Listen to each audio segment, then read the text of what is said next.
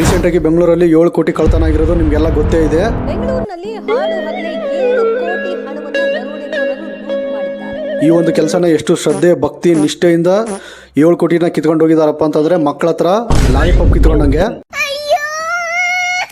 ಇಷ್ಟು ದೊಡ್ಡ ಕಳ್ತನ ಆಗಿದೆ ಅಂದ್ರೆ ಇದರಲ್ಲಿ ಒಬ್ಬ ಟೀಮ್ ಲೀಡರ್ ಇದ್ದೇ ಇರ್ತಾನೆ ಅಂತ ನನಗನ್ಸುತ್ತೆ. ಅದೇ ರೀ ನವಗ್ರಹ ಮೂವಿಲಿ ದರ್ಶನ್ ಇದ್ದಂಗೆ ಜಗ್ಗು ಮಹಾನ್ ಕಲಾವಿದ. ಸ್ಮಾರ್ಟ್ ಸಿಟಿಲಿ ಸ್ಮಾರ್ಟ್ ಕಳ್ಳರ್ ಇದ್ದಾರೆ ಅಂತ ನನಗೆ ಈ ಇನ್ಸಿಡೆಂಟ್ ನಡೆದ ಮೇಲೆನೆ ಗೊತ್ತಾಗಿರೋದು. ಇಷ್ಟು ದೊಡ್ಡ ಕಳ್ತನ ಮಾಡೋದಕ್ಕೆ ಜ್ಞಾನದ ಭಂಡಾರ ಎಲ್ಲಿಂದ ಬಂತು ಇವರಿಗೆ? ತುಂಬಾ ಜನ ಕಳ್ಳರನ್ನ ಇನ್ವೆಸ್ಟಿಗೇಷನ್ ಮಾಡಿದಾಗ ಗೊತ್ತಾಗಿದೆ ಅವರು ಮೂವೀಸ್, ವೆಬ್ ಸೀರೀಸ್ ಮತ್ತೆ ಯೂಟ್ಯೂಬ್ ಇಂದ ನೋಡಿ ಕಳ್ತನ ಮಾಡೋದು ಕಲ್ತ್ಕೊಂಡ್ರಂತೆ. ಮತ್ತೆ ಯಾಕೆ ಡೈರೆಕ್ಟರ್ಗಳು ಇಂಥ ಮೂವಿನ ತೆಗಿತಾರೆ? ಯಾಕಂದ್ರೆ ಜನ ಚೇಂಜ್ ಕೇಳ್ತಾ ಇದಾರಲ್ಲ ಸರ್. ಜನ ಚೇಂಜ್ ಕೇಳ್ತಾ ಇದಾರೆ ಅಂತ ರಿಯಾಲಿಟಿ ತೋರಿಸಿದ್ರೆ ಕಳ್ಳರು ಸ್ಮಾರ್ಟ್ ಆಗದೆ ಇರ್ತಾರ? ಈ ತರ ಮೂವಿಗಳನ್ನ ತೆಗೆಯೋದಕ್ಕೆ ಗೌರ್ಮೆಂಟೇ ಖುದ್ದಾಗಿ ಪರ್ಮಿಷನ್ ಕೊಡುತ್ತೆ.